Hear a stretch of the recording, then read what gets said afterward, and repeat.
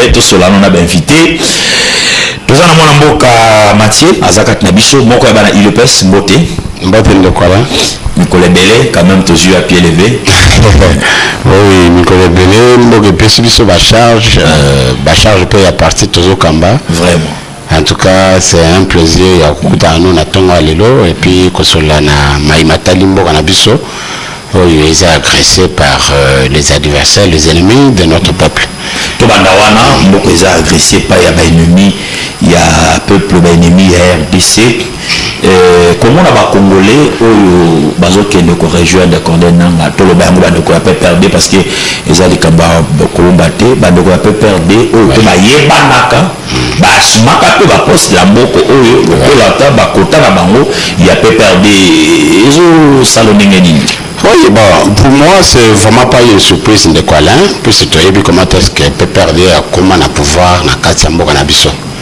C'est-à-dire, ce n'était pas par les élections. Oh, yo, bandeko na bakoma bakonzi na Katiambo.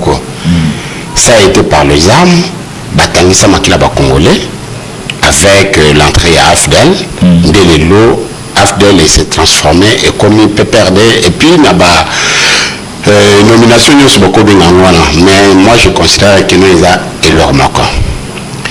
Le problème qui est là c'est quoi? Le problème c'est qu'il faut que vous ayez la honneur et que vous ayez l'âme d'une république. Avoir l'âme de la république, c'est soutenir réellement quel que soit les désavantages dans là, quel que soit la situation dans la zone traversée, normalement il y a moins de pression politique ou alors moins mécontentement en tant que Congolais, je dois soutenir réellement mon pays. C'est-à-dire que je ne peux pas me retrouver derrière les agresseurs de mon pays pour Nassala Nabango, fonds commun, dans le but qui est libérer les sous-mouka. Donc ça n'a pas de sens. Au moins que non, logique, il y a une logique moko basée beaucoup plus sur les intérêts et intérêt personnel Nabango. Alors, quand on vous dit que l'UDPS a fait 37 ans au pouvoir, est-ce que vous croyez que l'UDPS ne nous avait jamais proposé branche armée? Il y a eu vraiment des propositions de la part de Yabatou, donc, pour déstabiliser Mbokanabiso. Et effectivement, Etienne Tshisekedi Ouamouloumba reste mémoire, grand esprit, alors que non, notre lutte reste la lutte démocratique. Tozo Bunda pour un état de droit, Tozo Bunda pour les libertés humaines et lutte nabiso eza yakotanisa jamais makila et plutôt yako tambola benarma donc na ba principe oyo ezo régorier l'humanité. C'est ainsi que l'UDPS on a tellement travaillé dans le sens à cause d'un pouvoir l'élo. Alors bango bakomi ba opposant il y a pas longtemps. C'est-à-dire une année, 2 ans, 3 ans, 5 ans. Que non, ça ne marche pas, puisque la façon dont ils ont dirigé le pays, ils n'ont pas de chance. Il y a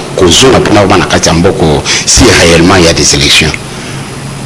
Pour elle, la voie la plus facile est à cause de la liste. Il pèse le sali 37 ans à pouvoir. 37 ans de l'opposition. Oui. Bossimi Mandokité, Bandeko Bajiraki pendant 18 ans, 18 ans. Et puis 5 ans, Baken opposition, Bakoni, Nzela, il y a Minouki. C'est la motivation pénéreuse à la ligne. Et puis, nous avons la Simablo. J'ai toujours dit, et je l'aurais dit encore sur votre plateau aujourd'hui, que la RDC se trouve dans 4 complot international. Complot international. Complot international. Soit, ça, il faut le dire. Et au moins, maintenant, on voit que non, tout ça s'est dit dans notre société, dans notre communauté, que jamais le Rwanda ne peut pas faire face à la grande République démocratique du Congo. Ça, c'est vrai. Alors maintenant, les questions qu'on devrait se poser chacun de nous à ce qui les concerne, et ça, réellement, Rwanda. Et c'est là où je dis que le Rwanda, en tant que Rwanda, à côté de la grande République démocratique du Congo, ce qui au monde Rwanda, c'est puisque derrière Rwanda, il y a des grandes puissances. Et ce sont des hypocrites, ces grandes puissances-là, comme les États-Unis d'Amérique, comme l'Angleterre, comme la Belgique, moi je le cite, comme la France, l'Allemagne, tous ces pays, bayebi que nos dividendes na bango en République démocratique du Congo ne peuvent être servis que par les Rwandais. Donc Paul Kagame et son régime, ça marionnette. On le dit à complot international. Oui. Est-ce que vous avez la diplomatie à chef de l'État? Moi, tout le monde voyage, tout ça pour nous kaka. Est-ce que nous avons celui qui a une voie diplomatique? Est-ce que nous avons réussi par rapport à Merci Ndekwalin. Je crois que la diplomatie c'est l'une des voies où le président de la République, son Excellence Félix Antoine Tshisekedi Tshilombo est en train vraiment d'emprunter pour un retour quasi total Yakimia à l'est de notre République. Mais la voie de guerre n'est pas une exclusion. Et ça exclut pété. Et nous savons que pour mener une guerre, pour déclarer une guerre contre un autre pays, une autre nation, il y a vraiment beaucoup de droits internationaux qui s'interposent par rapport à ça. Et les Congolais voilà, tout déclarer guerre contre Rwanda, tout cela n'a pas. Non, c'est pas comme ça. Il y a des principes. La guerre a des principes et des normes. Et il a fallu que les conseils de sécurité puissent se réunir. Et il y a vraiment de plénières qui doivent prendre juste pour donner réellement tous les atouts à la République démocratique du Congo et à son président pour déclarer la guerre contre le Rwanda. C'est-à-dire Rwanda comme un peuple minoritaire, ça protégé par la loi internationale. Puisque quand on est minoritaire, on bénéficie en même temps la protection de la part de la communauté internationale. C'est là où on est en train de dire au peuple congolais que ceux qui osent diriger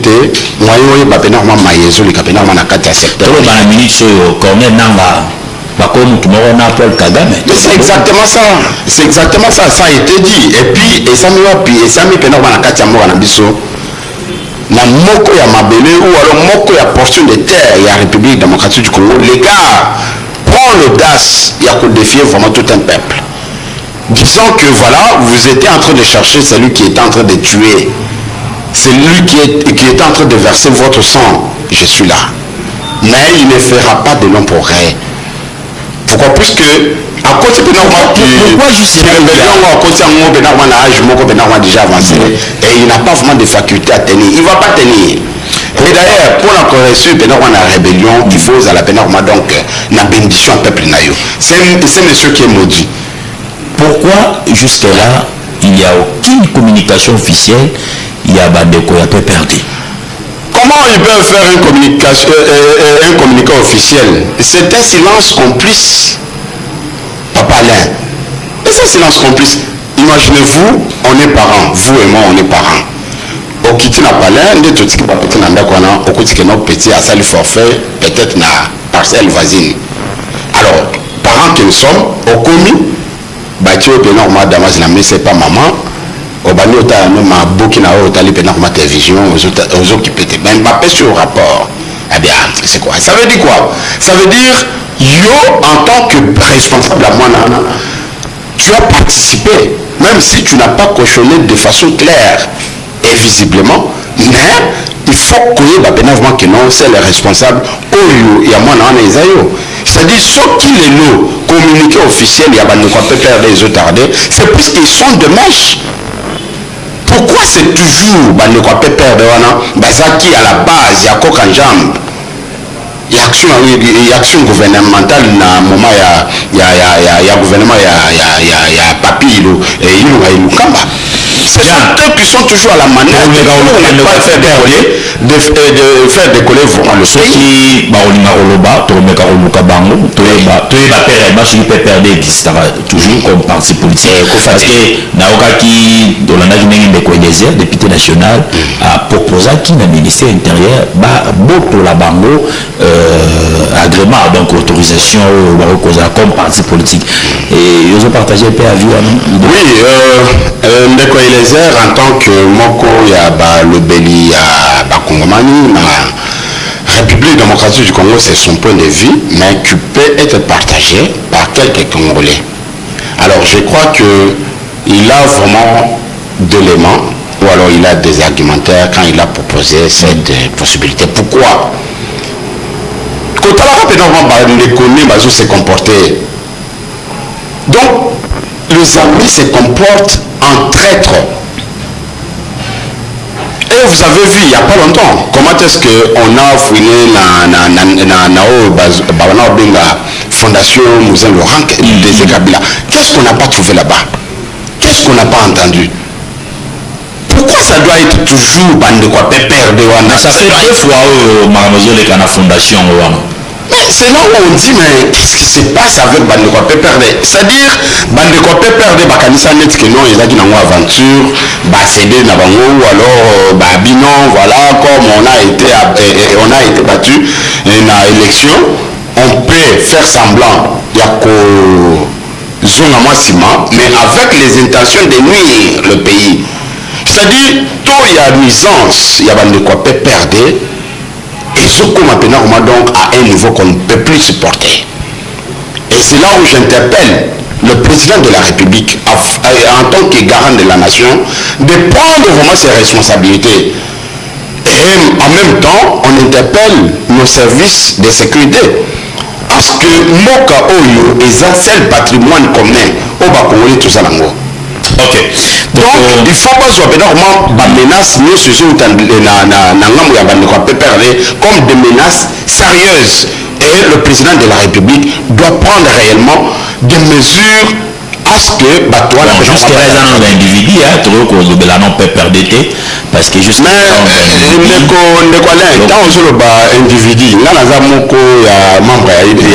n'est-ce pas? Je suis président cellulaire de l'R2. C'est-à-dire ceux qui n'a sali et locaux. Au moins, on a motocycliste. Il y a une personne, n'est-ce pas? Attends ceux qui a sali et locaux de façon individuelle. Ou alors, il y a force du progrès. On attribue ça à qui? À une personne. Même ceux qui dépassent Moutatini, mais, na oebiso tozumuna, ils ont donc menace sérieuse. Donc, la menace sérieuse, ils ont donc locaux, ils ont réellement. Quelque part, ceux qui n'ont jamais été, ils ont na kingakati. Kachamata, ceux qui ont Kachamata. Kachamata, ils ont Katanga. Mais c'est ça, non? C'est siège, il y a leader dans Bango. Le sénateur a vu Joseph Kabila. Non, côté quand même dans Mambo. Non, mais il est dedans. Il est dedans, c'est clair. Papa, non, il faut pas que. Je vous dis, il est là. Non. Et Kabila est de mèche avec tous ces gens-là. Mais ceux qui basent là, ça va pas ma photo. Aujourd'hui, on a baza bato PPRD, il y a musikate. Baza pénalment ka ceinture wana papa. Bon voilà, il proche il y a autorité. Quand bato papa na lo bané pénalment na lito wana c'est qui chuchotait vraiment dans son oreille là. Ce sont des personnes qui sont citées beaucoup plus dans ces histoires-là. Qui est Koné Nanga? Koné Nanga n'est pas n'importe qui dans ce pays. Koné Nanga fut un président d'un organe le plus important où il y a organisation et élection à la République démocratique du Congo. C'est-à-dire il était un homme d'État avéré.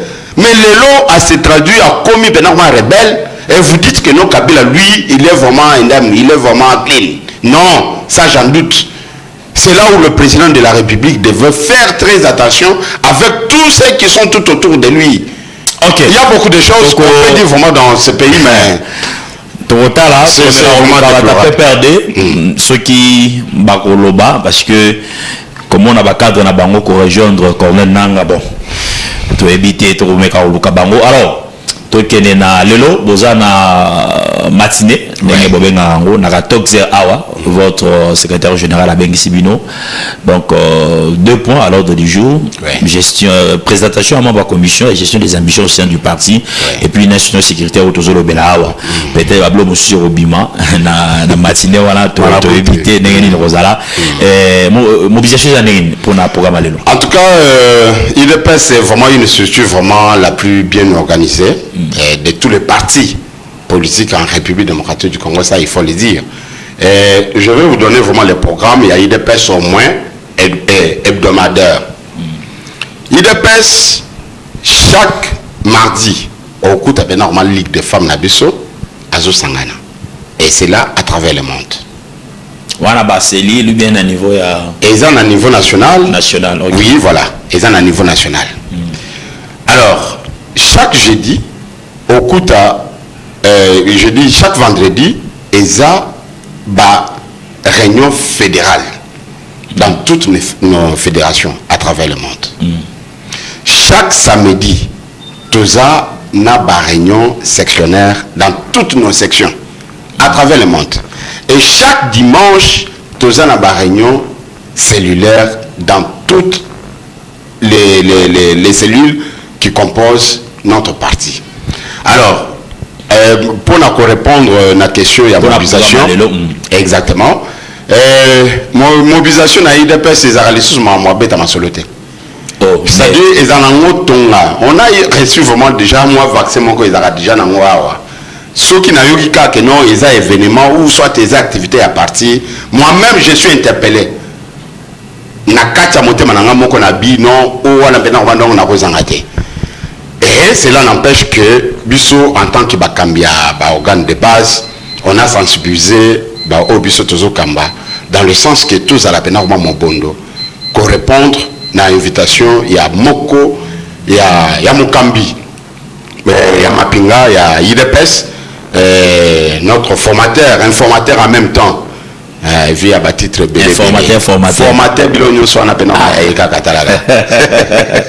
ok donc rendez-vous est pris à 14h sport déjà oui rendez-vous est pris à 14h boya koyoka pena on comment est-ce que le général AK47 Chingo Mamana Bouti chef à Rosa la pena en face na ba vérité au bino peut-être boyebi moi so bino boye baté le bien déposer rapport naé nous avons apprécié Moussala Sali mission à Liboso mission à Mibalé et puis à remettre rapport na chef de l'état ozo oui merci ndeko omoni l'honnêteté scientifique oblige à ce que topé ça ait pénarment donc ba félicitations mon général place aux alliés na Moussala au Sali un travail de titan qui a été abattu, ça a été salué de par le peuple congolais. Ceux qui azaki benarma batumususu balinga ba bena benarma ba un mois pour balia mboka. Abena on benarma na mukuse aibi que non les urgences sont multiples, sont nombreuses par rapport à masolo tous en benarma donc il y a gouvernement. Azuta militaire. Il n'a pas pris beaucoup de temps. Ça veut dire quoi? Azuta benarma tamuke pour na permettre na mokonya mboka asa nini abimisa benarma donc nani chef du gouvernement suivi de son gouvernement dans le sens il y a kotam vous savez normalement canal mangu puisque ba congolais bazozela beaucoup plus na deuxième mandat au bazozela benarma donc beaucoup de réalisations par rapport il y a quinquennat ya calamité gouvernement calamité bozana gouvernement na bino benarma wario 2 batomaele yango na omona penarma IDPS biso tozaka penarma na foi aux yete pona ko interpeller secrétaire général ngamoko na beta kai penarma eloko na bino mon général keba bat nyonso bazoya tout autour na yoana mbalo ce sont parce que vous avez primature bien de gouvernement exactement yangwana parmi ba recommandation na biso parmi ba interpellation na biso si il faut vraiment que le bango na sens ya conseil de lobi pena voir que non IDPS azo soit primature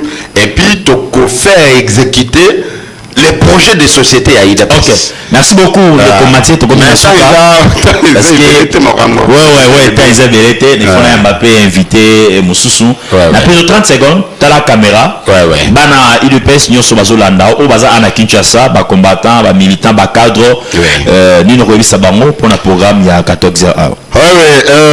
Chers combattants combattantes boyebi kaka pena au système na biso ezalaka kaka moko na biso abengisi biso. Tout ce que nous pouvons faire c'est de répondre.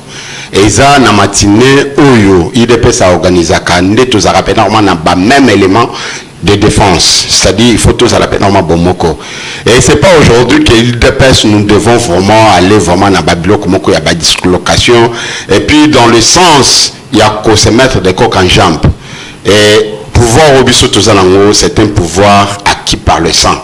Il y a eu vraiment les esprits qui ont combattu pour ces pouvoirs et Makila est en normalement pour le pouvoir. C'est-à-dire tous ça détenteur, il y a richesse membre mais richesse on a pédant moi sur tout simi en bien te bokiba to regretter to les l'année ba ne quoi perdre les lobazol là ba regretter pédant moi pouvoir et ba koki opposition te bangwana bazongi na rébellion, c'est-à-dire il dépêche tous à maïle muto azoya côté mesao liboso azote mais la secrétaire général Oyo, président de la République, a payé confiance, a payé pénalement une grande responsabilité et puis a exécuté avec beaucoup de fierté, a exécuté dans un temps record. C'est vraiment un produit vendable qu'on doit consommer. Merci beaucoup, mon secrétaire général. En tout cas, merci pour tout ça que vous avez fait. Merci beaucoup. Déjà, bien, l'État n'a pas invité Moussoussou.